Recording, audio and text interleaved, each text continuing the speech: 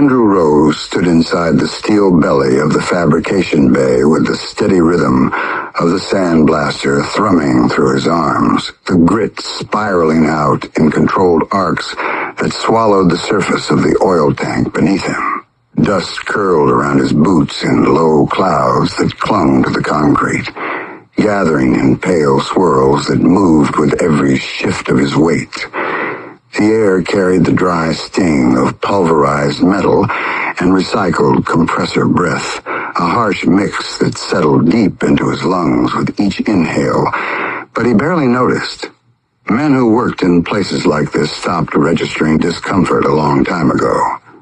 The last of the morning's order loomed in front of him, a wide-bellied tank that reflected the bay lights in dull, uneven smudges. He swept the blasting nozzle upward, carving away the rust and residue until the metal took on that uniform grain the company demanded, a finish that caught the eye only if you worked in the trade. The compressor kicked into a heavier cycle, rattling the air lines overhead, and he leaned into the motion with a quiet discipline shaped by years of knowing exactly how long a surface needed to reach an acceptable cut. When he stepped back, the tank's face had changed from mottled brown to a muted silver that stretched clean from seam to seam. He shut off the blaster, the abrupt silence falling heavy across the bay, broken only by the slow clatter of dust raining off his work gloves as he brushed them together. He peeled the hood back, the stale air hitting his face with the familiar humid weight of recycled heat, and wiped the sweat from his forehead with the back of his wrist. The shift whistle hadn't blown yet, but his stomach had already made up its mind. Lunch was calling whether the clock agreed or not. He took one last look at the finished tank, nodded to himself, then crossed the bay toward the break room, his boots leaving faint impressions in the dust that faded almost as quickly as they appeared. Inside, the break room hummed with half-hearted conversation, the kind of small talk blue-collar men used to keep the day from collapsing into monotony. A vending machine light flickered in one corner. A microwave door slammed, releasing brief waves of canned chili and leftover fish. Andrew reached for his lunch bag, tossed it onto the table, and cracked his thermos. The faint scent of ham and mustard drifted upward, comforting in its simplicity. He'd barely taken the first bite when the television, mounted above the fridge, shifted from commercials to a local news alert. A bright red banner stretched across the screen. Breaking news, and the reporter's voice cut through the room with manufactured gravity. Authorities have confirmed that the body discovered yesterday morning was found by local worker Andrew Rose. The camera shifted, and there he was, his own face filling the screen, hair sticking out beneath his ball cap, jaw rough with stubble he hadn't bothered to shave. His voice crackled through the speakers as the clip replayed the brief interview he'd given at the scene.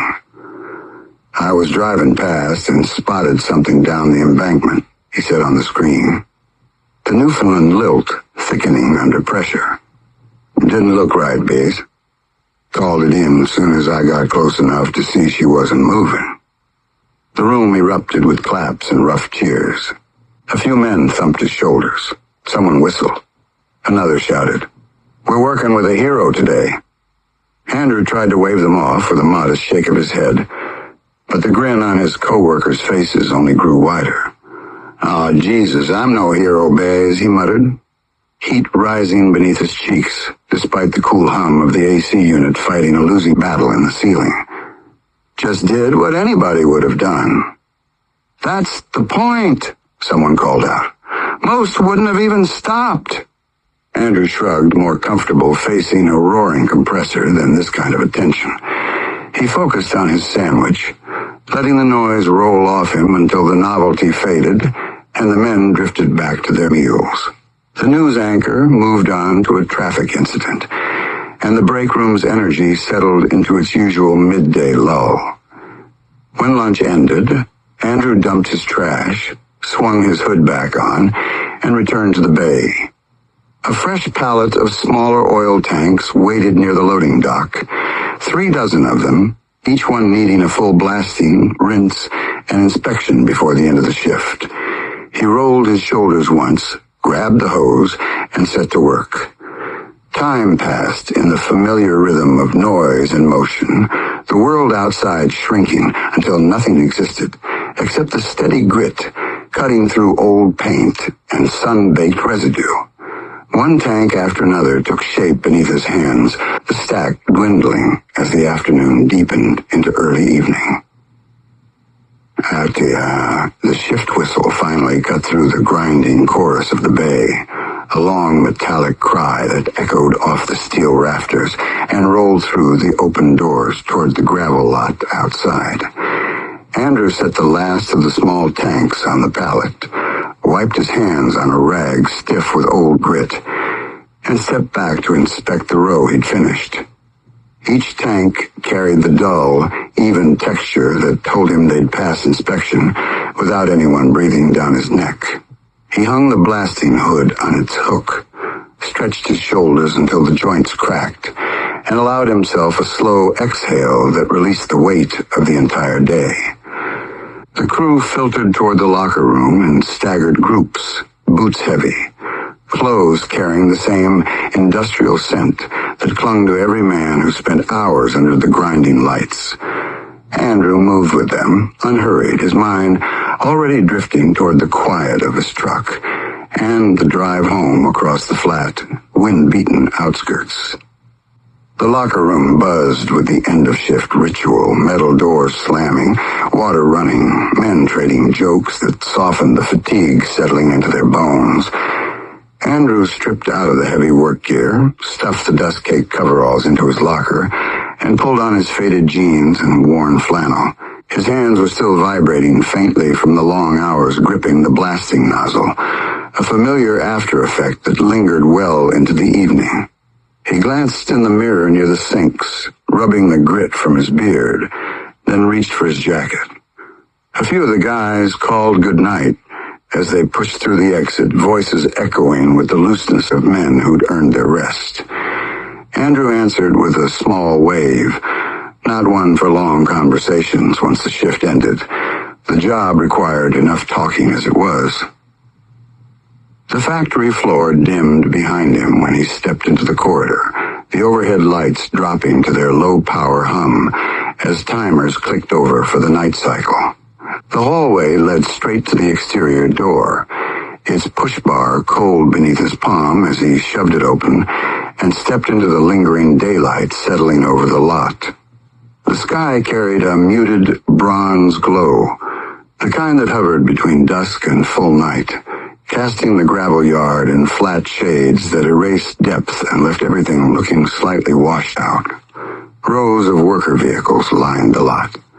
Rusted pickups held together with faith, second-hand sedans patched with mismatched panels, the occasional import someone had poured their entire savings into.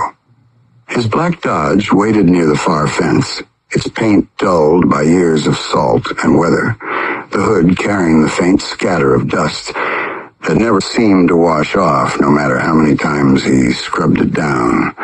He liked the truck. It was steady, uncomplicated, and honest. Everything in his life he preferred to keep near him.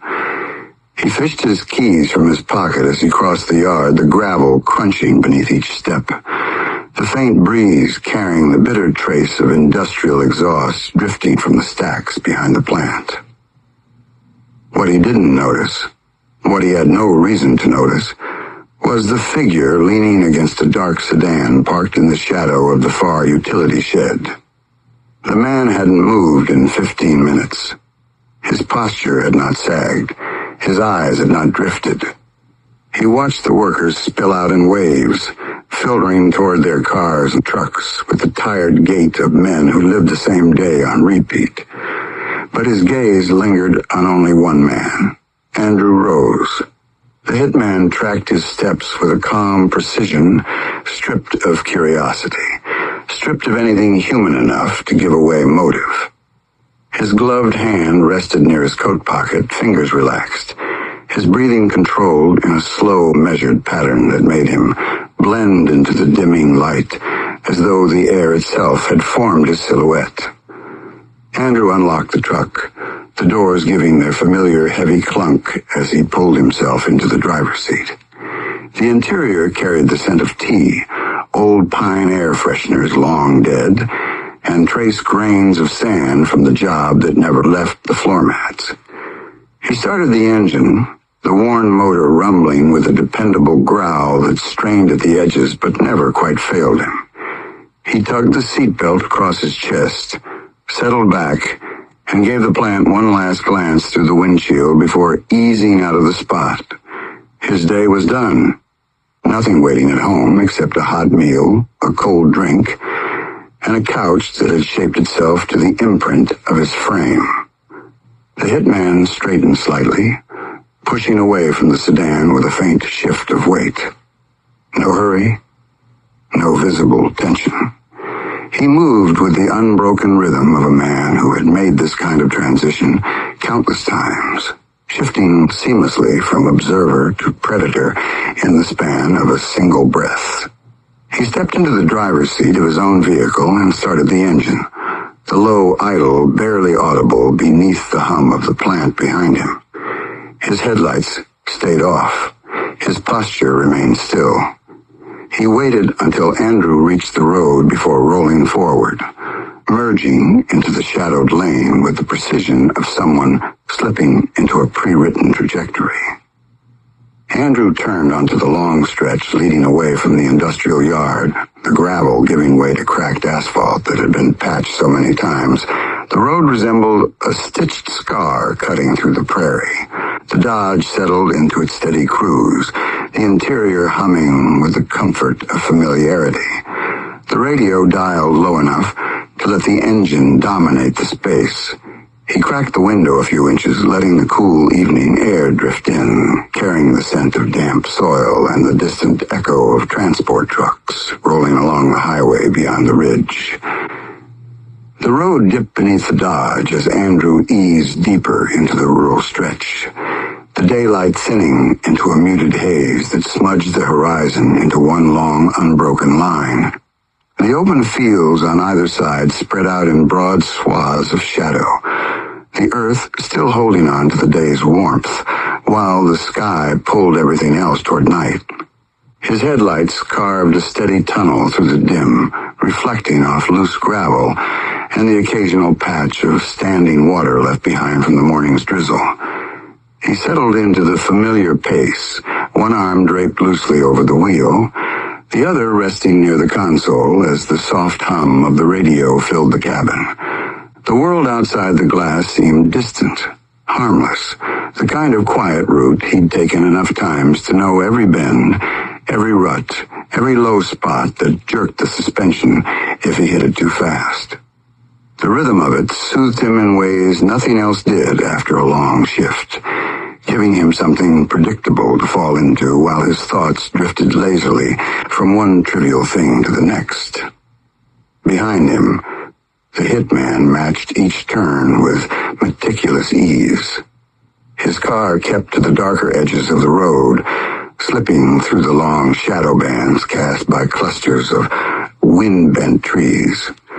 His headlights remained cold, switched off as though he moved through a world unaffected by the basic rules that governed everyone else. He navigated by the faint glimmer of the Dodge's distant taillights, never closing the gap too quickly, never letting the distance widen enough to break visual contact.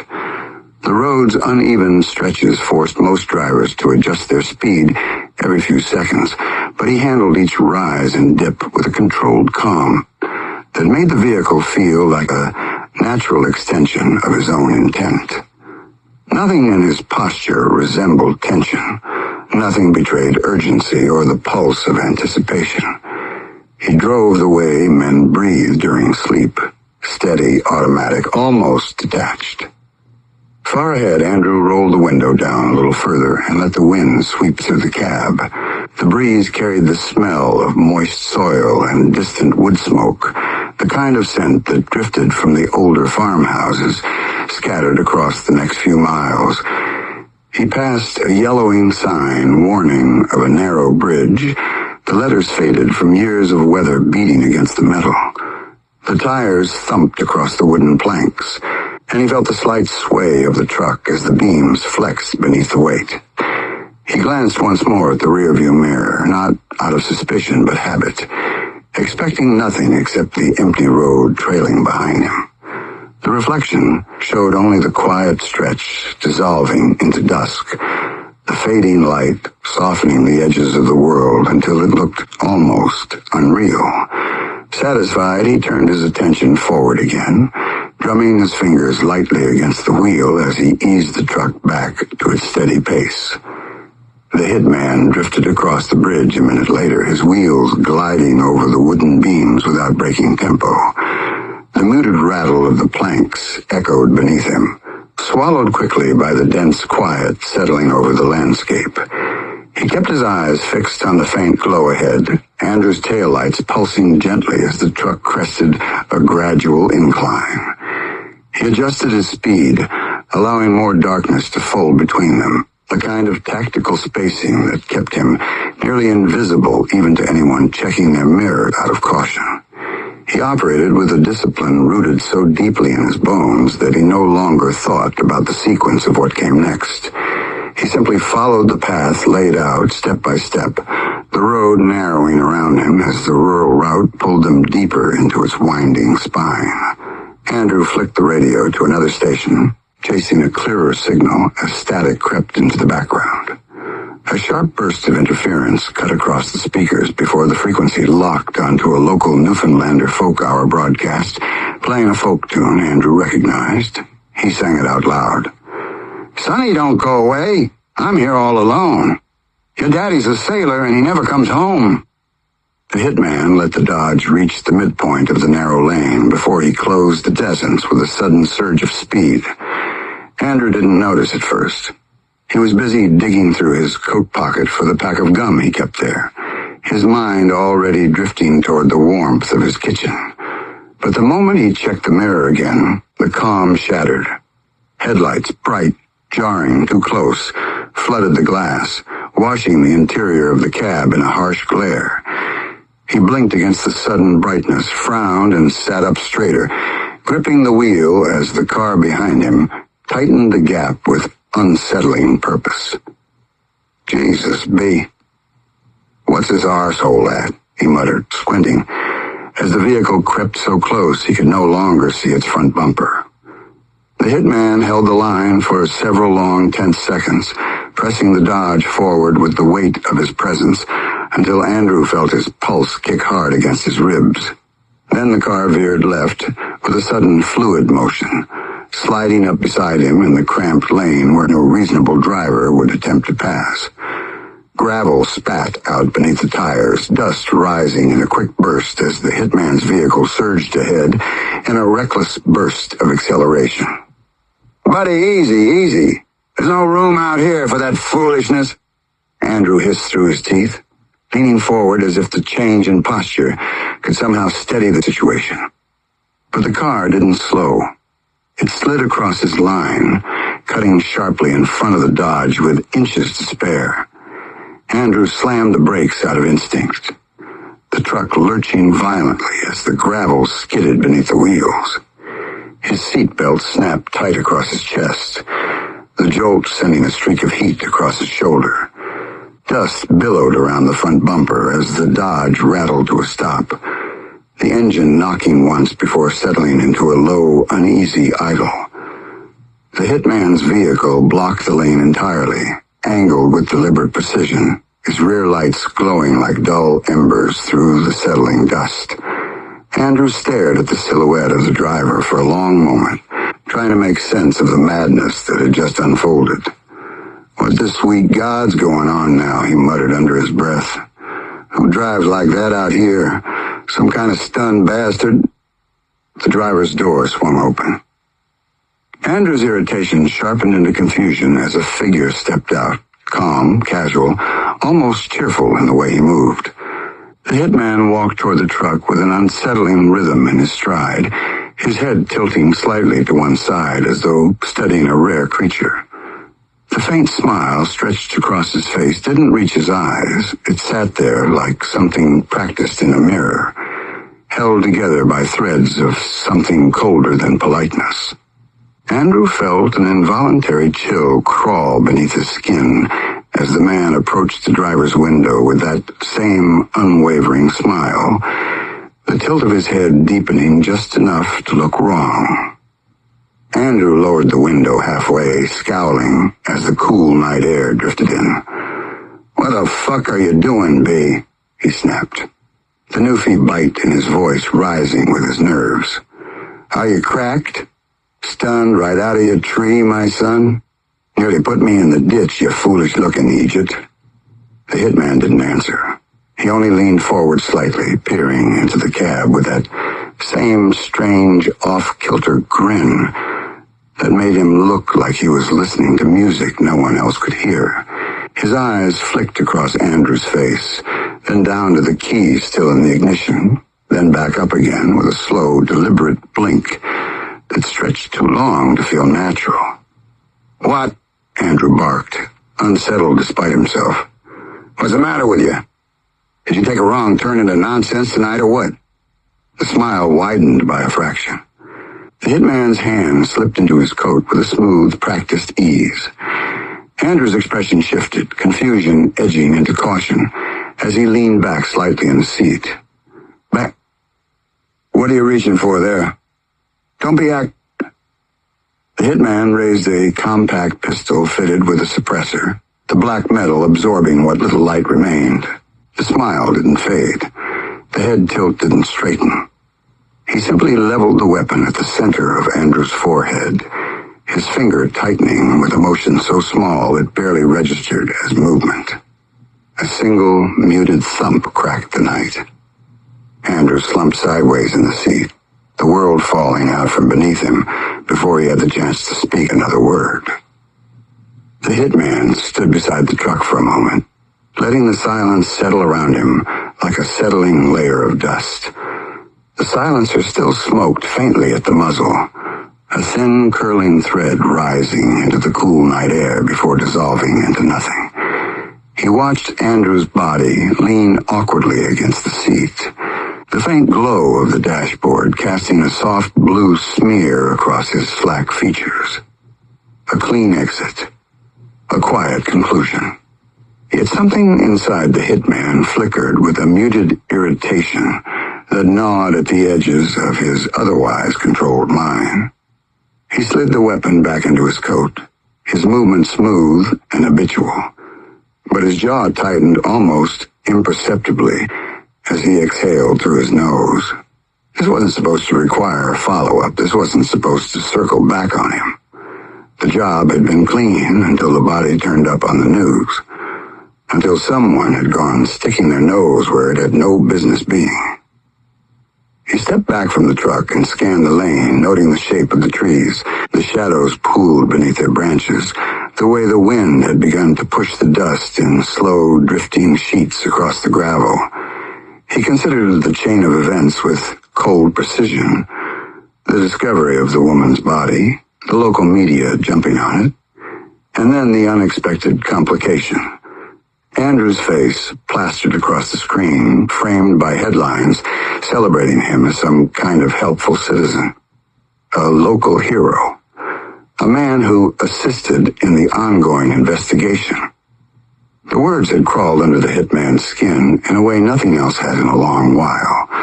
He despised loose ends. He despised attention. And he despised people who stepped into situations that didn't concern them and changed the outcome simply by being at the wrong place at the wrong time.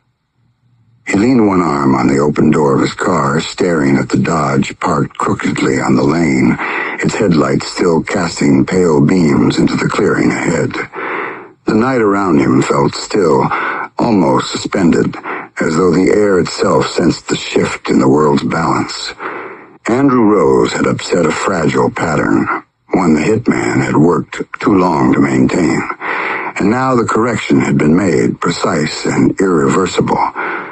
But the irritation lingered, burrowing deeper as he replayed the news broadcast in his mind. The interview clip, the praise, the applause in the break room. He hadn't been there to see it, but he understood the effect. The plant workers cheering, thumping Andrew on the back like he'd done something admirable, instead of stumbling into trouble like a fool. Heroes, he murmured under his breath, the word curling with disdain. He straightened, tilting his head in the same empty rhythm he'd displayed earlier, as though listening for something only he could hear in the wind. He thought of how quickly the media latched onto a story, how easily they branded someone with that word as if it meant anything in the end. Heroes drew attention. Heroes shifted patterns. Heroes muddied clean jobs with their uninvited involvement. And the hitman had learned long ago that attention was poison, that unnecessary movement in any direction led to complications far above his pay grade. A calm settled across his features, a stillness that resembled satisfaction. He tightened his grip on the door handle, the corners of his mouth curling into a faint, humorless whisper of a smile. Nobody likes a hero, he thought. They only get in the way. And this is what happens to you, hero. 13. The heat hit him first. A suffocating blast that pressed against his skin like a punishment delivered